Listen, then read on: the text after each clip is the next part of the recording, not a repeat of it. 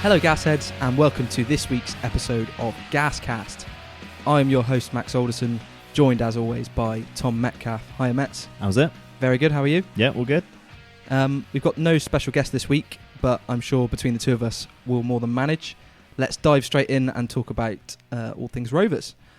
So since we last spoke, there's been 3 games, 2 wins and a draw. Can't really ask for much better. No, I mean, playoff form, really. The only disappointing one out of that is the Gillingham game, which I felt they were there for the taking, really, after we'd gone 1-0 up, and then we had a spell where we were really on top of them, and I felt like we should have got the second goal there and killed it off, and it did feel like we just, after that spell especially, sat back and kind of invited them on, and it ended up being a disappointing home draw. But, you know, contrast that with the win at Lincoln, which is an absolute fraud. So, you know, swings and roundabouts, really. Yeah, it definitely felt like the Lincoln result was a bit of a steal, I thought. And like you say, the Gillingham game, we almost threw it away. So generally these things balance out over the season. I mean, you keep performing like we did against Gillingham, especially in that period where we were on top, you'll win more games than you'll throw away. And likewise, away from home, we're not going to get that result at Lincoln every time we play that way. You know, stealing a penalty, which was a dive from Tom Nichols. It was an absolute horror dive as well. He did the kind of classic Harry Kane thing where he just jumps in front of a defender and stops. I'm amazed that the referee gave it. Yeah, I mean, it's a little bit of the dark arts, which we're starting to see creep into sort of the Rovers ethos this season. Do you think that's something that we've needed to integrate into our game, something that we've been lacking in recent years? Yeah, absolutely. I feel like under DC we're a little bit too fair. I feel like teams like Wycombe, especially Wycombe always, whenever I think of dark arts, I think of those. But especially them, like they just do it so well where if they're under the cosh, they'll slow the game down, they'll buy the cheap free kicks. But I feel like Johnson especially is just a master at it. I think he is the most fouled player in League One. He is, yeah. And between him, Nichols with the kind of awful dive, and then like players like Tony Craig, I think, just a little bit more kind of streetwise, I guess. Yeah, I agree with that. I mean, Tony Craig's a good example because he'll do so much that people just don't see. You know, just body check a person who's making a run completely off the ball when the ref's back's turned, all sorts, you know, chatting in the ref's ear, whispering in opposition players' ears, trying to wind them up. And, you know, he's a wise old head and he knows what works and he knows how to manage games, and it's definitely something we benefited from. I mean, you look at the defence this season, it's been one of the highlights, I think. And that's mainly down to, I would say, Tony Craig and his antics, as well as his defensive strengths as well, because obviously he's a great leader and he organises that back line very well. But yeah, I think we've benefited from being a little bit more tenacious and a little bit more bending the rules here and there. I did notice actually on the dark arts, I noticed one of the ball boys did it. I can't even remember what game it was, but their goalkeeper went over to the Blackthorn and the ball boy just lobbed it straight over his head. Oh, it yeah, landed classic. In the 6-yard box, and I was like, that's amazing. It's not something I've seen for a while from like a Rovers ball boy, but very chuffed about that. Did you think Coughlin's going round to all the ball boys and giving them instructions before kick-off? I'd love it if he was. Like, if he meant. There was that Swansea ball. Yeah, boy. that's Were you what I was say thinking that of. Against Chelsea. That little git. If that happens against you, you're like, oh, you'd love to punch him in his face. But then for you, you're always like, yeah, go on, lad. Be a bit cheeky. Yeah, well, that's the advantage of home ball boys, isn't it? They do try and time waste. I think they are told to. Maybe they are told to. And I think all clubs do this. You know, if we're winning. Yeah, marginal gains, isn't it? Yeah, it is, absolutely. Every little helps, as they say. So yeah, I think that definitely played a part at Lincoln and also in the home games as well. The big disappointment from those 3 games, probably more, especially in the Gillingham game, the biggest disappointment for me, more than the result itself, was the injury to Josh Hare, which does look to be quite a bad one. There's rumours, the Bristol Post is saying it's his cruciate ligament, which, as we know, can put you out for up to 9 months to 12 months. That's probably best case. Massive loss, Mets. Yeah, massive. As we've seen quite a few times this season, whips in from the right onto Johnson's head. He's always a good outlet. He can cross them deep. He doesn't need to beat a man or anything like that. As soon as he's got half a yard of space on the touchline, he can whip one in. And as we saw actually in the Gillingham game when Little came on, he was a little bit suspect, I think, for their goal. I think he could have done better, and I feel like we looked a more like the kind of relationships between the back five had kind of started to work a lot better with Hare there. So it's a massive, massive loss for us, I think. What do you reckon? Little can slot in and just do the job, or? Yeah, he definitely can. I mean, the fact that Little didn't play at Wimbledon shows that he's obviously not match fit. He's maybe still carrying a knock. It was his first game back, I think, from a few weeks out. And it definitely showed when he came on against Gillingham. I think he struggled to turn. He got beat by his man 3 or 4 times in succession, really, in a 5-minute period. And he definitely looked ropey, and maybe he was pretty suspect for the goal, I will admit. But, I don't really think that's because Mark Little's a bad player. I think maybe he's just not quite sharp enough. And, coming into a game that he wasn't expecting to come into, I don't think, maybe played a part. I don't know, because if a player's not fit, I don't think they should be on the bench. I agree. Really. Yeah, I agree, but evidently I think that wasn't the case. I think maybe... Do you think then on Saturday against Rotherham, do you think that's going to be Little or Rodman playing right wing back as he did against Wimbledon, or do you think wildcard Luca Hall coming in? I mean, if Little's not fit, then I don't think he'll play him, and I don't think he should play him. For obvious reasons, we don't want to have an even bigger crisis at right back than we already have. Not that it's much of a crisis. This is why you have a squad, but we don't want to aggravate Little's injury. Let's ease him back. I think Rodman did a good job at Wimbledon. I think everyone who went said that he was solid enough, and he was obviously good going forwards as well, linked up well with the midfielders going forwards, which is his game. So, yeah, I think he's a good option at right wing back. He's big and strong, and he wins headers. It's just his one-on-one defending I would be a bit concerned about. But the alternative, like you say, Luca Hall. I would expect him to play tonight against Chelsea in the Checker trade. I don't know the lineups yet; it's not been out, but I would expect him to start tonight.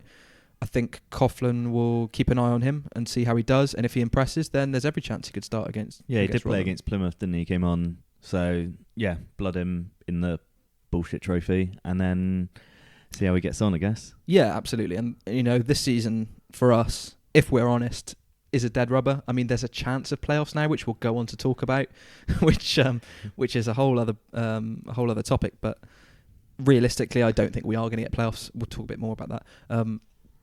So this is the perfect season to blood Luca Hall, and if he is as impressive as Coughlin says he is, or at least if he's as good as Coughlin rates him, then absolutely we should be seeing more of him. Yeah, going back to Rodman, do you think because we're sticking to the 3-5-2, do you feel like he's starting to become a bit of a utility man, kind of shoved in where he can, like at number 10 or at right wing back, rather than his natural position as a right winger? Yeah, I mean this is the downside to playing one system, is especially this system which has no wingers, is the wingers in your squad are going to want game time, and Rodman is probably one of our higher earners. He's one of probably the more influential members of the dressing room, very experienced. He'll want game time, otherwise he'll ask to go in January. There's no point in him being here. And he can play a part. I mean, every team needs a utility man, especially now we've lost Sinclair, who always like to fill in at right back. But, I think he did an okay job at right wing back. Number 10, the experiment didn't massively work. Okay, I know he scored against Accrington. But, yeah, I mean, what else are you supposed to do? Just leave him out in the cold and never play him? I mean, every time he's played, it's not been in place of someone else. I mean, it has, because he's been subbed in, but it's not because he's been shoehorned in place of someone else. It's to fill in because of an injury or because of a specific weakness or something like that. So I think he has got a role to play as a utility man, and that's the best role he can really hope for if we're playing this system. What do you think? Yeah, I agree with you. Unless with both our attacking fullbacks out of action in Hare and Little, that we switched to a 4-4-2, and Luca's I've only seen him play the once, so I don't know how attacking he is, really. So maybe it is time, if we haven't got the personnel to play the system that Coughlin wants, to maybe change shape. But then 3-5-2 has been so bloody good. Yeah, I mean, would you change the shape after it's been so successful? This is it. Would you? I'd argue that it's been so successful because of the personnel in each position rather than the shape. Yeah, it's a difficult one. I mean, we're not going to know until we see a change of system. I mean, the only time we have changed system recently has been at Wimbledon when they went down to 10 men. We changed to a 4-4-2, which we'll go on to talk about in a little bit. But I think we do have the personnel to do it. It's just, this is what's working. Let's stick with it. Let's play to our strengths. Mark Little is more than capable as a right wing back at this level. We know that. He did it for Bristol City very well. And then we know he's got the crossing ability. I mean, which game was it he played? He played at Lincoln away, didn't he? And he did quite well there for about 75 minutes until he was subbed off. Obviously, we kept a clean sheet. I think he's more than capable. It's just how long he's got this niggle for. We'll see, I guess. I mean, it's not a massive concern. We've got a fair bit of depth there. The more annoying thing is that Josh Hare's going to be out. I mean, he's been an absolute gem. He's been a steal, absolute great free transfer, sort of hitting his developmental prime, I would say. You know, that can affect a player big time. What do you think? Do you think it's going to massively... It's difficult, an ACL injury. It can really affect a player's pace and acceleration. Are we going to see the same player coming back? Obviously, it's impossible to tell, but... Yeah, exactly what I was going to say. It's impossible to tell, really. Might not affect him too much. It might be, take a yard of pace off him, but then might not be the end of the world. He isn't amazingly quick anyway, so I wouldn't say. Yeah. Do you think it's, like we were saying, it's a season for blooding players? Do you think it's a massive shame that we've lost him this season in particular when it was sort of a season for developing him and the team? It's a shame to lose him anyway because he was playing really well and he was a guaranteed starter. That's how I'd see it rather than a development kind of thing. Okay, yeah, fair enough. Let's move on to Ansi Jacola. Been a bit of a highlight in the last couple of games. I think it's fair to say that I would say he won us the game, or at least played a massive part in winning us the game at Wimbledon. How important has he been? Yeah, really good. Wimbledon, those 2 point-blank saves at 1-1, massive, absolutely massive. There was a few grumbles, maybe that you could have done better against the for the Gillingham goal, but I think that's marginal, really. I think when he first came in, I was very sceptical of his punching rather than catching, and I still am. But then he wouldn't be playing at this level if he was guaranteed go out and claim it every time. Also, with the Gillingham goal, I'd argue that defenders should be following in, not just the strikers. So, I think he's at the good enough age that he could be our number one for a few years. I mean, it's been I'd argue since Mildy really we've had a steady number one that we can count on. I mean, we've had some shockers, some absolute shockers. Yeah, do you want to list them for us? Nichols. Oh God, he was awful. Yeah, Lee Nichols. Was it Lee Nichols? Fabian Spiess. Obviously, Will Puddy, hero and a villain at the same time. Yeah, Ruse. Yeah, Keller Ruse. Yeah, I'd put him in a dodgy. Although he's playing every game for Derby now. He is. That's a big surprise. He was pretty poppadom-handed for us. So. Yeah, Chapman. I remember him. Chapman. Not so much. I remember him getting really knackered at Yeovil away from just taking goal kicks. Yeah. No, I'd agree with you. Since Mildenhall, it's been. You'd think, like with goalkeepers, there's only 92 first-team goalkeepers in the professional game. 72 if you count just the Football League outside the Premier League. There's 72 starting goalkeepers. There's got to be more. There's got to be absolutely loads to choose from, you'd think. So I don't know why it's taken us so long to find some that are good, or even searching the Dutch leagues for them. Well, you say that, and Adam Smith's just gone on loan to Yeovil. Yeah, what a fall from grace for him. Yeah, massive. I thought that was an okay signing for Forest Green. I thought in League 2 that's Adam Smith's level. But yeah, I thought it was a good signing for us. Yeah, and Slocum obviously with Notts County in the non-league as well. Yeah, they are non-league. Yeah. I forgot that. Yeah. Those two goalkeepers are playing League 1 for us last season. Now obviously non-league. So yeah, it's been going back to Jacola. One thing that has impressed me, and I've said it all along, is distribution. He can kick really, really far. Throws are good, but his kicking, I did notice. He was trying to get like a Mildy Monkhouse relationship going on with Rodman, and they tried it loads at Blackpool away, and it just didn't work. Yeah, but I don't see why it couldn't, because he is reasonably accurate. I'd like to see something a bit more like that going on, or just punt it straight up to JCH. As you know, his kicking's good, I think. Yeah, I mean, I can't really recall too many Wayward going out for throw-ins on the halfway line goal kicks off the top of my head. I mean, Bonham I think Bonham wasn't the best kicker. He was a great shot stopper. I think his kicking left a lot to be desired, and Giacola definitely looks good for that. So, yeah, would you say he's the first time we've had a steady number one, just steady, consistent, does what he needs to do, also wins you points where he needs to? Well, yeah, he's definitely won us points at Wimbledon. I think he's proven his worth there. Steady. I mean, if that punch at Blackpool didn't happen, would you be over the moon with him? Yeah, probably you would. Right. But then he does have a tendency to kind of dwell on a clearance a little bit, or let strikers get a little bit close, and it just gets your heart racing a little bit. But so far it hasn't, ended in disaster. So it's not been a concern. I don't think the position is. I don't think this season I've thought we need a new keeper. We need to change the keeper situation. I've been fine every time he started. Yeah, and actually when Yordi came in, he looked good as well. So I think we got that good balance of not. I think Yordi's definitely below Giacola in the pecking order, so that you got a kind of standard 1-2 rather than what we had with Smith and Slocum, which was a bit of a mess, to be honest. Yeah. Let's move on to the midfield situation. Ollie Clarke dropped for the returning Liam Sercombe against Wimbledon. I think that's through injury more than tactical change. And he also featured against Gillingham off the bench the last 20 minutes or so.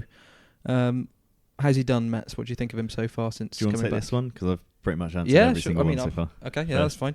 If you want my opinion on it, I think Sercombe's looked okay. I mean, it's been a welcome return to the team, I think, because midfield, we're very limited in our options with him out. So with him coming back, we've really got an option to rotate Ollie Clarke, which can only drive good performances from Ollie, who's been maybe a little bit out of form. Sercombe came back against Gillingham off the bench. He looked good, played some good passes. I think he sort of came on, and then we had our best spell of the game. So I think that was no coincidence, although Upson was having an absolute blinder over 10 minutes, absolutely bossing the park. But yeah, Sercombe looks good. Against Wimbledon, I obviously didn't watch the game, but I heard he missed a decent chance. This has been my biggest gripe with him the past 2 seasons. He's missing chances that the first season he came in, he would have tucked in no problem. So many away game highlights I saw last season. A ball just goes to the back post and he's there to tap it in, and he just misses it by a yard, or he puts it the other side of the post, or he hits the post, and he just needs a goal. I think if he's coming back into the side, he needs to score pretty soon, just to get his confidence back, because I think he knows that he's not been at his best. But I think if he can just find that little bit of form coming back into the side and get that little bit of confidence, it'll be like having a new player, I think. Hopefully. Yeah, absolutely. And I think actually as well, I think Ollie's going to find it hard to get his place back, because out the midfield 3, Ogogo's in the form of his life, so's Upson. So the only one you're going to swap out is Sercombe. And if he is giving us that creative spark and kind of getting back to his best, I think Ollie, out the 3 of them, does kind of all of the things well, but isn't excellent at any of them. So it's kind of difficult to justify him having a place if you can get the best out of other players. Yeah, it's like Nino said on the question and answers episode last week, jack of all trades, master of none. And really in this system you need someone who's proficient in the position you're playing them in. Upson does his role perfectly. He's an absolute anchor man. This season he's been unreal. Just bosses the park. He's an absolute midfield general. Ogogo's doing the Sinclair role, just closing down, sweeping up, winning the second ball where he needs to, distributing it. Just an absolute madman in the middle. I love it. He does that great, but we just need that number 10. Well, it's a number 8 role, really, isn't it? Just slightly in front of the other 2 central midfielders, but you'd call it the number 10 role. It's not quite in the hole. Maybe it's a little bit deeper, but it's the playmaker role, if you like. Yeah. Ollie's not a playmaker, I don't think. He's a box-to-box man. He picks at the ball, drives at goal. If he can get a long shot off, he can. If he can get a few people marking him and then slip it to a free man, that's what he does. He does that well, but I don't think we play that game enough. That transition-wise, I don't think we do that enough to warrant it. No, absolutely not. And also it's interesting that neither of us have even thought about Carl Bennett. Like, we're just not even, like... I don't rate him at number 10. He's may as well just stay at home nowadays. I think his days are numbered, really, Bennett. What do you think? Do you think he's gone in January? I think we'll struggle to get rid of him. We struggled this summer. Unless Swindon, for whatever reason, want to come and give us money for him. I think he's going to be a summer job. Could he be loaned out to free up some wage? Yeah. Short Well, term? maybe Swindon well, I don't know. It seems odd because Graham came out in the press and was like, "Yeah, I want to keep him," but he obviously doesn't want to play him. So I think Coughlin says one thing and means another a lot of the time in the press. He might end up starting tonight for all we know. But yeah, if we can shift him in January and maybe get someone else in for cover mostly, and then reassess in the summer, I think. Yeah. Let's see how it goes. Let's talk about the overall start we've made.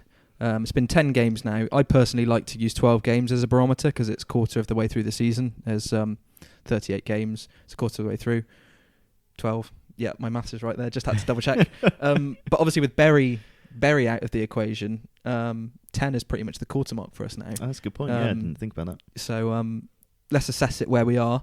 I mean, it's been our best start for a long time. I mean, 15 points from 10 games, 8th place. Last year, at this stage, we had 9 points as opposed to 15th, and we were down in 18th. 2017, we were down in 16th with 12 points, and 2016, we were down in 10th place with 13 points. So it's been our best start since we returned to League One. I would point out that we're in a bit of a false position because we've played more games than a lot of the teams around us because of the Bury thing. Yeah, that's fair. That's fair enough. And Bolton as well. They had a game postponed as well, didn't they? There's been quite a few postponements for those circumstances. So maybe the position 8th place doesn't maybe fairly reflect what our points total generally is in respect to the rest of the league. But 15 points is very good, I think. I'd say obviously 20 points from I say 20 from 12 is league winning form. About 17 or 18 from 12 is playoffs, and about 15 is upper mid-table, sort of just above 12th. So I'd say it's about 10th place form. So for us to be 8th, obviously might be a bit of an unfair, like you said, a fault. What did you call it? False position. False position, yeah. But we'll see as obviously those teams catch up in terms of games played. It's our best start. The last time we got 15 points from 10 was 2011 under Paul Buckle. Obviously that didn't end too well, but we're hoping this time it does. Let's talk about Coughlin's overall win rate as well, because I've got a stat here. Coughlin's managed 35 league games for the Gas. His win percentage is a whopping 40%, which is very, very impressive. Big. And his loss percentage is only 25%, a draw of 34%. Compared to Darryl Clarke's League One record over 113 games, Clarke's win percentage was 33% compared to Coughlin's 40%. Now, here's the big one. DC's loss percentage was 41% against Coughlin's 25%. So there's the big difference, and obviously far fewer draws for DC. That's because DC didn't ever settle for a draw, did he? He always Never. went for it. So we always either, well, a lot of the times we did draw, but yeah, we'd lose or win rather than draw. Yeah. Made it exciting, though. It did, yeah. I mean, it's just interesting to draw those two comparisons. I mean, you can clearly see the difference in the managers. I mean, the draw percentage being so much higher for GC compared to DC. Like you said, it's just he plays it safe, especially away from home. He gets the points he needs. But a whopping 40% win percentage is very impressive, I think, from 35 league games. Probably up there with the top managers in this league. So, I mean, I'll judge it at the end of the season, but it's a good sign. Yeah, that is absolutely amazing. So combining that with us being in 8th place, 15 points, and in my opinion, us not really even at our best yet, or maybe even getting the best out of what we've got. How optimistic are you for playoffs? I know you're optimistic. You said it last week. I'm not optimistic. I think we carry on as we are. We are in playoff form, near enough from the stats you were throwing out earlier. I think we're not all that far off, and if JCH can keep firing, and we are starting to chip in with goals from everywhere else, like Ogogo scoring, Tony Craig, I think we could probably make a tilt at it. I think we really could. I would say also that the last 3 games we've played Gillingham and Wimbledon, who are going to be down there. So we've kind of used up 2 of our, like, in quotes, easy games, but we've still got Bolton and Southend to come. Obviously. Yeah. If you look at the earlier games in the season as well, I mean, we played Coventry away, Blackpool away, Wickham at home. Those were our first 3. On paper, at the start of the season, I thought, well, those are 3 pretty standard mid-table games, so we can hopefully get some good results. Obviously, we lost 2 of them and drew 1, but Wickham, 3rd in the league, Yeah. Coventry second in the league, Blackpool in the playoffs. So they're good sides we've played. Yeah. I do What think are we have. Wycombe doing? Well, how are they? How are they up there? That's ridiculous. Well, we said they made some good signings, but I think we have played some good teams as well. Lincoln, no mugs. I mean, they are on a bit of a bad run since losing the Cowleys, but I don't think we've had too many easy wins. I think we have played our fair share of difficult teams, and to have 15 points and be 8th, I think, is a good barometer. But like you were saying, let's not get too carried away. I think our next games, we've got Rotherham at home, MK Dons at home, Doncaster away, Bolton at home, Pompey at home. Pompey are right down there at the minute. Yeah, they are struggling. But I mean, I think after those 5 games, there's 4 home games out of those 5. Yeah. I think after those 5 games, let's see where we are then, and then I'll judge. Yeah. I think. How hopeful are you feeling? Scale of 1 to 10. Give us a stat. 6. 6. I thought you'd be higher. I'll see where we are after these 5 games. I mean, I think there's a chance. There's a glimmer of a chance that playoffs is a prospect for us this season, and every team needs something to go for. I mean, if we're not in a relegation scrap, then we got to be going for playoffs. Else, what's the point? You know? Yeah. Well, this is it. This is one of the things I think you were saying, like, about it being a dead rubber season. It does feel like it, but if we were in touch with the playoffs, maybe some of those fans come back and start. Rotherham feels pretty big now. Like last week, I wasn't feeling much about it, but now I'm getting a bit giddy about it. I'm like, we win that, we're staying in touch with the playoffs. Like I'm kind of feeling a bit like that. Yeah, absolutely. I mean, whether I think we're good enough for the playoffs is a different question, but for it to be, it's a lottery once you're in there. I mean, good enough to even finish in the playoffs. Oh, I see. But like you say, stay in touching distance until January, and you never know, because you can bring in the players that completely take you up another gear. So I think if we can reassess it in mid-December, see where we are then, I think that if you keep it in touching distance, there's every chance. Why not? I don't think the league's particularly strong this season. Everyone's beating everyone. Had we beaten Gillingham, we'd be in the playoffs. Had we beaten Gillingham and Accrington, those are 2 of the last home games. Had we won those 2, we'd be level on points with second place. Oh, so big. Yeah, we're not a million miles away, really. No, when you put it like that, looking at the position we're in, the Gillingham home draw and the Accrington one, you don't feel as bad about them, because we're like, we're still in touch, even though we've dropped points. Basically, there's no two ways about it. We dropped points against those 2, so I do think they dropped points, but we've also picked up points at Lincoln, which we didn't expect. So yeah. It levels out. Yeah, exactly. I think we are where we deserve to be, don't you? Yeah, I think we do. Yeah, I'd agree. Yeah. I think it's a fair reflection of how we've done so far. Let's briefly talk about Coughlin. I can't ever figure out how we're going to pronounce it. He said after Wimbledon that he realises he's not everyone's cup of tea.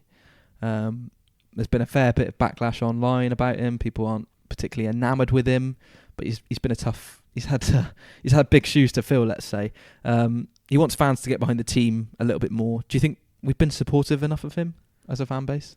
I'd say no. We've pretty much every episode when we talk about him, we are talking about if he's, tactically astute enough. And like you said, it is a tough act to follow from Ollie Clarke. So no, I don't think we have. I think we haven't given him the credit he deserves, and I think, like you were saying, it does feel like a dead rubber season. So I do think like people aren't as supportive of the team, because none of the games feel as important as they would be if we were in a relegation scrap or pushing for promotion.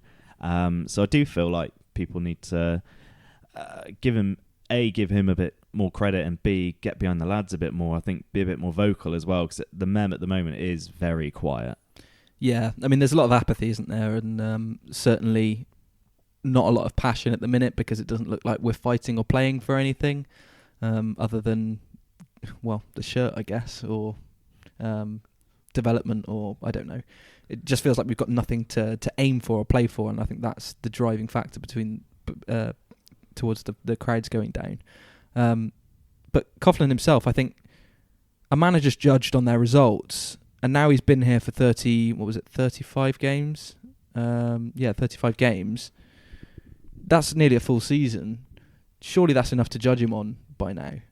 Yeah, one of the things I was just thinking about then is, every manager is judged on the results, but also football is an entertaining business. We go to watch, support the boys and be entertained. So if you're playing entertaining football but maybe losing a bit more, like Daryl, you get a little bit more goodwill. Whereas if you're playing quite boring football, and at times it is really boring, then yeah, you get less time and people aren't as forgiving of those draws or those losses. They're like, well, A, we've watched crap football, and B, we've lost or dropped points or whatever. I think there is an element of that as well.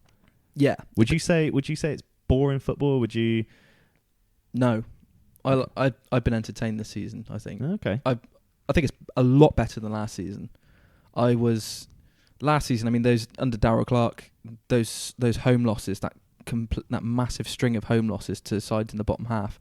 But we weren't even playing good football. We didn't control the game. We didn't play like a home side.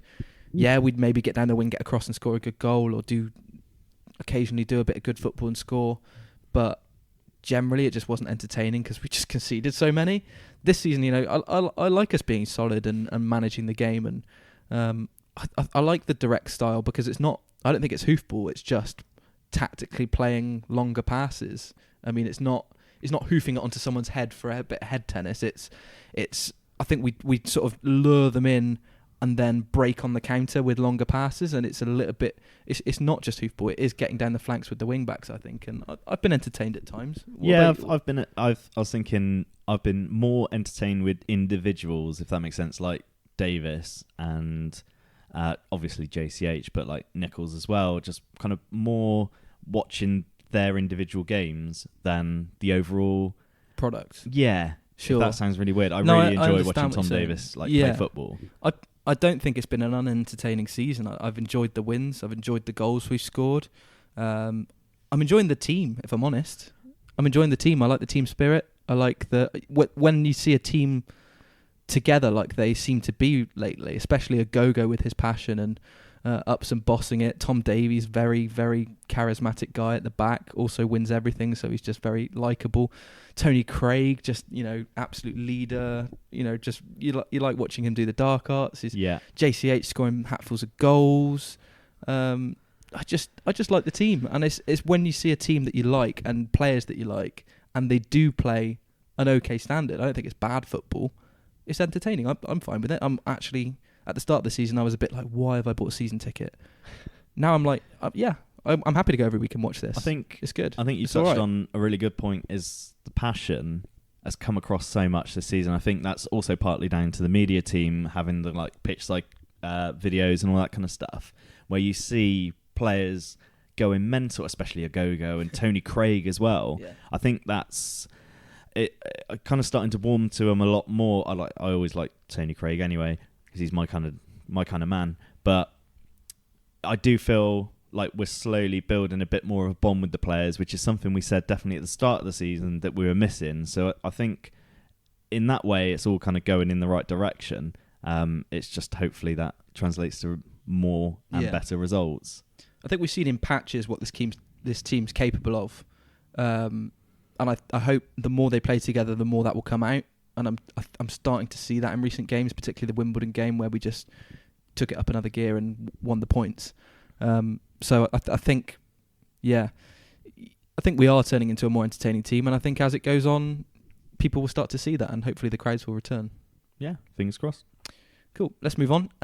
Last little point before we go on to the player spotlight segment.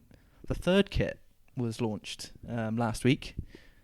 Yellow again, no shock. Yeah, Princess Trust. Yeah, so it's been released with the Princess Trust as the shirt sponsor. They're only releasing 50 to public sale, which will be signed by the team and sold at the end of the season, I believe, with all the funds going to the Princess Trust charity. I think it's a great initiative, don't you?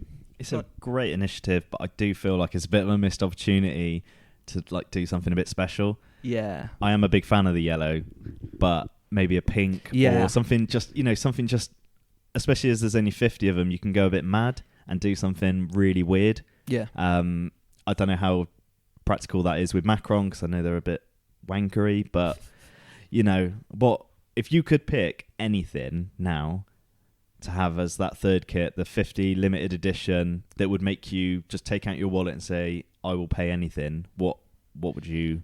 I would say bright pink, like neon pink kit. but I wouldn't want it signed by the team. I just want, and to be fair, I think if we put that on public sale, it would sell far more than 50. Especially with it's going to sound sexist, the women in the team. It will sell. A lot of women will buy a pink kit.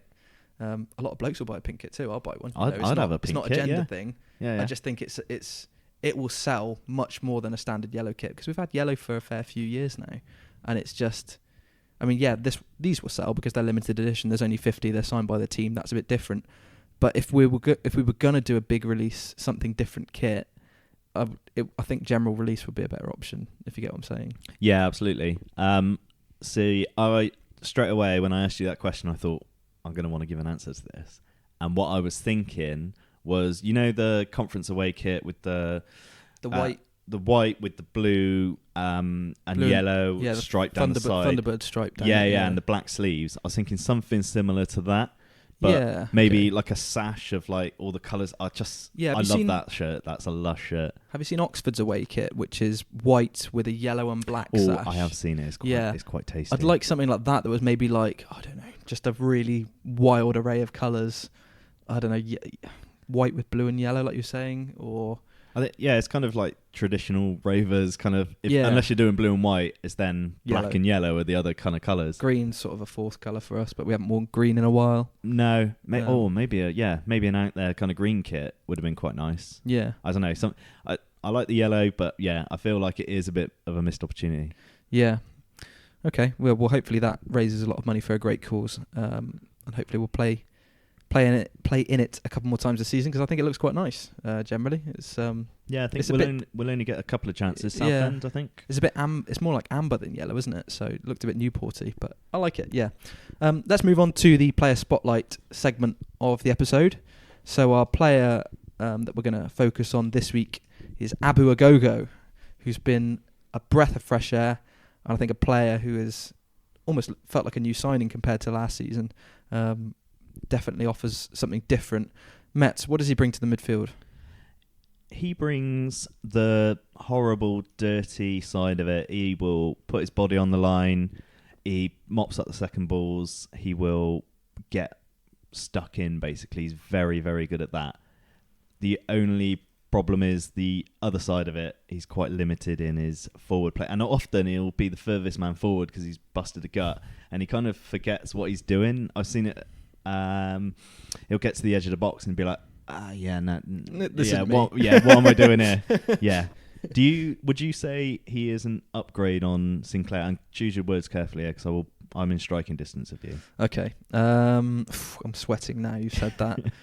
How do I put this diplomatically? Yes, he is an upgrade on Sinclair. I think Sinks did a great job for us, obviously. Cult hero. In the conference, Sinks did a very, very good job of closing people down, making them panic on the ball and just winning back possession. League 2, he did it to a good extent as well, but League 1, he seemed to struggle, I think, in that role. I think the better passers in this league just sort of passed in triangles around him. Do you feel like, because the main criticism of Sinks in League 1 was that he was a bit of a headless chicken, and he'd kind of make us look weaker overall because he was out of position a lot. Yeah. Do you think Ogogo's a bit more, I guess, disciplined? Yeah, I think Sinclair did. He was chasing lost causes a lot of the time, and players with better ability would just pass around him. Ogogo positionally is a lot better. He knows when to close down and when not to. He isn't a headless chicken. He won't chase a lost cause. He'll think he keeps his shape, keeps the team organised. But the minute there's a second ball to be won, he's on it. He's got that anticipation, and he judges it very well, I think. And as well as doing that, I think he also sort of just positions himself and waits for maybe Upson or Ollie Clarke to go in for an aerial duel, and he'll wait to see where it lands and pounces on it to win possession. And that's what I like about him. He like mops up. That's how I like to see the role. He's like a second ball winner when maybe we're struggling to just get the ball back from the opposition. He just jumps in and snatches it without really sacrificing too much shape, if that makes sense. Yeah, I can't disagree with you. However, I'm going to say that I would prefer Sinclair just because I absolutely love it. When he just goes you're thinking with your heart in, and not your head. And he just goes charging in at people, and he does the arms out thing to try and scare them and all that. I absolutely love it. And plus the kind of cultish hero of him I'll always miss him. So if you had to pick up Sinclair and put him on a passion, like a fairground ride, you hit the bell and the thing goes up, but you put him on it and it's how passionate he is. Passionometer. And then passionometer, and then you put Ogogo on another one next to him. How close do you think their passion is? Oh, Sinks is knocking the bell like off the top. He's hitting it that hard. Ogogo's hitting the bell really hard, but Sinks is just. Yeah. He's basically putting them out of business because they can't use the machine anymore. He's just getting 999 on the score every time, and it's just not fair. Yeah, absolutely. Do you think Ogogo has shone more this season because of Upson's uptick in form? Do you think, because he is that kind of player who'll win it and then just give it to someone a bit more? Yes. Yeah. Yeah, massively. Upson has been, for me, other than JCH, our best player, and probably consistently over the games, he's probably been our best player, I would say, because JCH has had games where he's dropped off, maybe had just blanked or not really done much. I think there's been... You say that, but then the games where he has been quiet, like Wimbledon, he just pops up with something. Yeah, he does. I mean, it's not a criticism of the bloke. He is our biggest asset. He is probably our best player, but I think Upson has been our most consistent player and consistently good as well. Oh, that's a very interesting... I'd probably say Davis is not more consistent, but right up there. If we're going to, he's up there. It's close. Who's been consistent? I'm not saying he's the only consistent one. Yeah. But he's probably been our most consistent, I would say, and the most improved as well. But yeah, Ogogo's definitely benefited, I think, from that, because in the Accrington game where we didn't have Upson, I think it just, the midfield just looked so weak. And that's not non-existent. That's not through a lack of physicality, because Ogogo's very physical. Ollie Clarke's got a physical side to him. Rodman even played in the hole. He's a big guy, 6 foot, so we didn't lack through physicality. But yeah, I think Ogogo without Upson maybe doesn't work.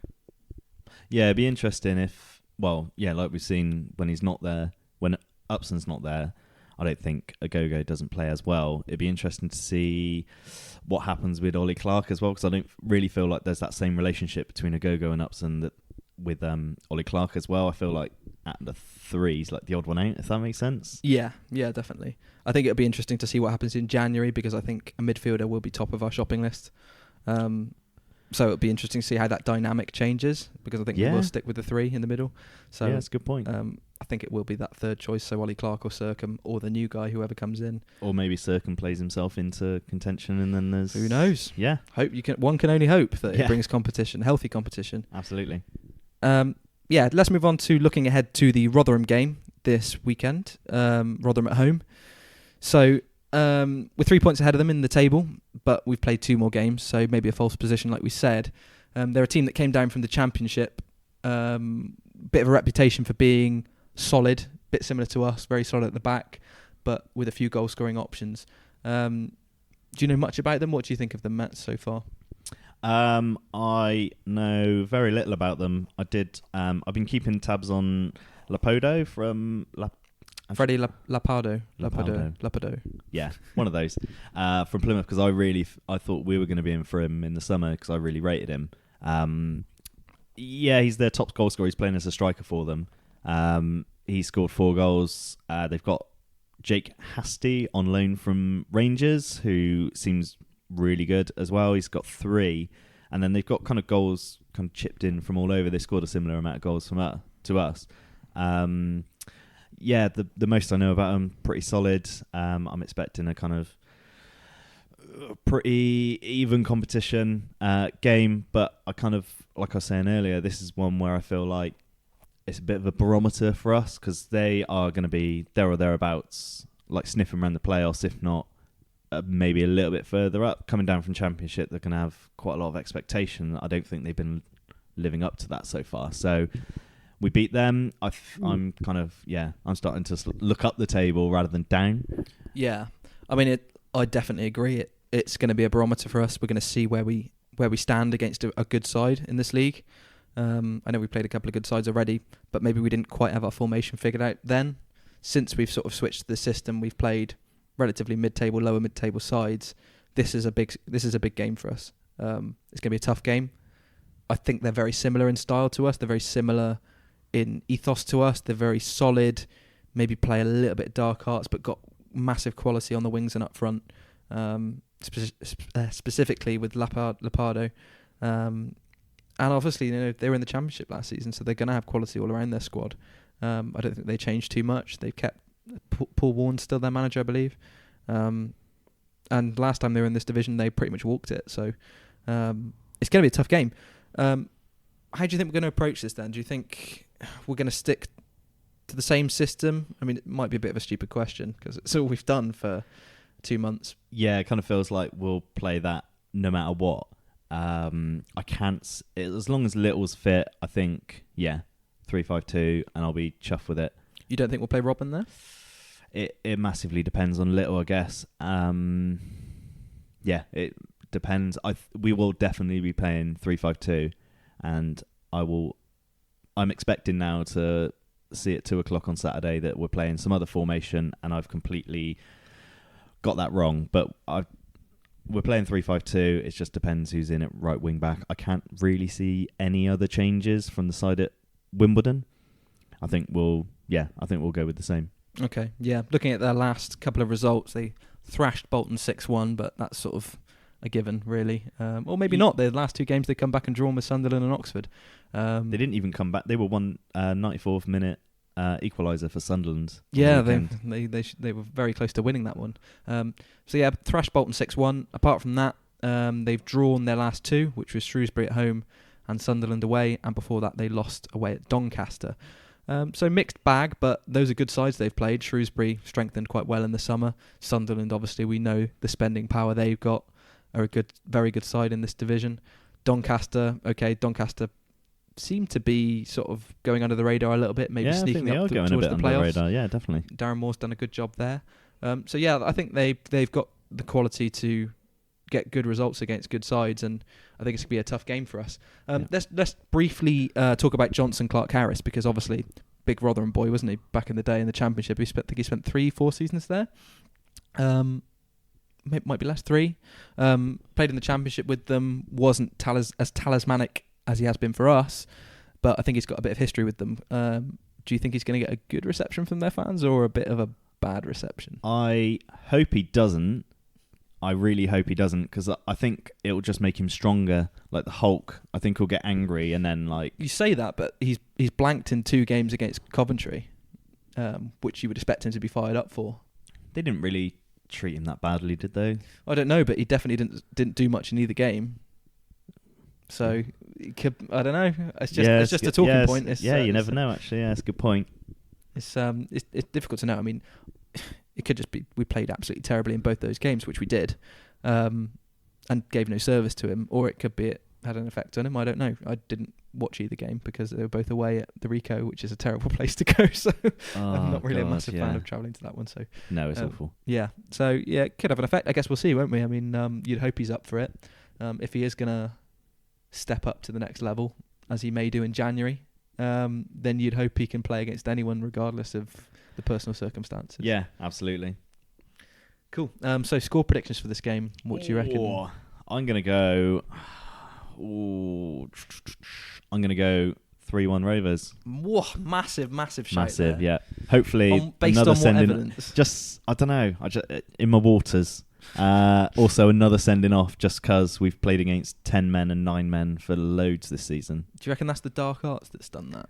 Or do you think it's just been opposition players seem to just randomly either punch our players, get too many yellow cards, or just a bit of ill discipline. I did like the Accrington sending off because the first foul was him, their player, and Ogogo going in for a 50-50. Ogogo's won it. Their player's just ever so slightly late and's got a yellow for from what I can see, no real reason, and then is an absolute idiot and takes out Ollie Clarke on the sideline.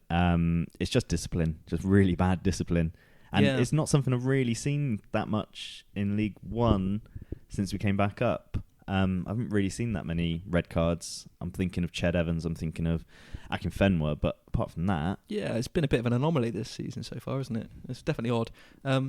3-1s. Where's that come from? Do you think we're just going to absolutely smash it? Just got it in my waters. What about you?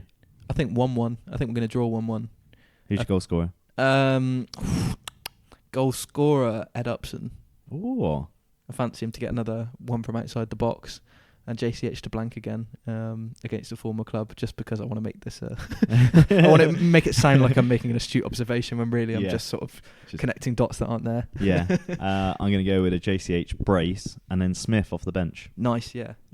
So Nice specific. I should put money on this. Yeah, I mean, it never happens, but no, absolutely not. So maybe not. Yeah, hopefully 3 points. I guess we'll see on Saturday. That about wraps it up this week. GasCast, thanks for listening. We'd like to ask a quick favour of you before we sign off. If you enjoy the show and you enjoy what we do, we'd massively appreciate it if you can go on to iTunes, if you get your podcast from iTunes, and just leave us a review there. It massively helps us out, just gets the word out there, gets us up the charts, and hopefully gets us a few more listeners from GasCast who may not be familiar with GasCast. We massively appreciate it. So thank you very much. Until next time, I've been Max. I'm here with Metz. You've been listening to GasCast, and up the gas. Up the gas.